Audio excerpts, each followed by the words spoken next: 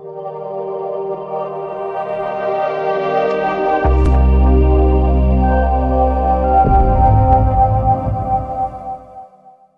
na kuwepo kwa changamoto ya hati miliki za heka na mashamba ya makarafuu kwa wakulima wa karafuu visiwani Zanzibar, tatizo hilo limekwenda kutafutiwa mwarobaini wake wa kupatiwa nyaraka wakulima wa zao hilo. Na hapa Rais wa Zanzibar na mwenyekiti wa Baraza la Mapinduzi Dr. Hussein Ali Mwinyi amekabidhi nyaraka hizo kwa wakulima wa zao hilo, kama hapa anapoanza kuongea.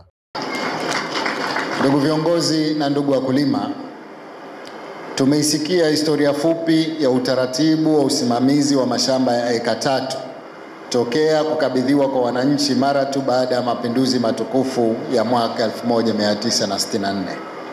Imeelezwa kuwa mashamba haya yaligawiwa kwa wananchi kwa lengo la kuwawezesha kujikimu kimaisha na kuimarisha uchumi wa mtu mmoja mmoja. Hata hivyo, waliokabidhiwa mashamba haya wamekabiliwa na changamoto nyingi ambazo zimewarejesha nyuma katika kuyashughulikia na kuyaendeleza. Matokeo yake, mashamba hayo yamekosa tija ambayo ilitegemewa. Ndugu viongozi na ndugu wakulima, nafahamu kwamba sababu kubwa inayopelekea mashamba haya kutelekezwa na kuachwa kuendelezwa ni kwa namna wakulima hawa wanavyokosa faida wakati wa msimu wa karafuu. Pale wanapoamua kuyashughulikia na kuyaendeleza na mazao kuwa mazuri, hutolewa maamuzi ya kukodishwa kwa watu wengine na faida zaidi hupatikana kwa wanaokodi mashamba hayo. Jambo hili halileti tija na malengo yaliyokusudiwa na serikali katika ugawaji wa eka 3.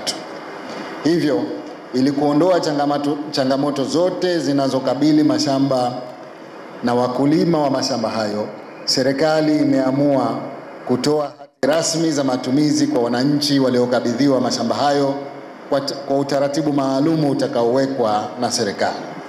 Serikali ilifanya tathmini ya kina, ikiwemo kutafuta ushauri wa kisheria kutoka kwa ofisi ya mwanasheria mkuu wa serikali katika kuangalia namna bora ya kuweza kuwakabidhi mashamba haya wananchi ili yale malengo ya mwaka 1964 yaweze kufikiwa kikamilifu. Hatua ya kutoa hati hizi kwa wananchi kutawezesha kupatikana kwa faida nyingi, zikiwemo kuondoa migogoro ya mipaka baina ya watumiaji wa mashamba hayo pale mashamba haya yatakapopimwa rasmi na kila mmoja kupatiwa hati yake kama tulivyoelezwa hapa na waziri, kuweka kumbukumbu vizuri kwa kufanya usajili wa mashamba hayo na kuwapa uhakika wa umiliki wananchi watakaopewa hati hizo. Aidha, ndugu viongozi na ndugu wakulima, serikali inafanya jitihada mbalimbali za kuhakikisha wakulima wa karafuu wanaendeleza shughuli zao za kilimo katika mazingira mazuri na kuwa na kilimo chenye tija.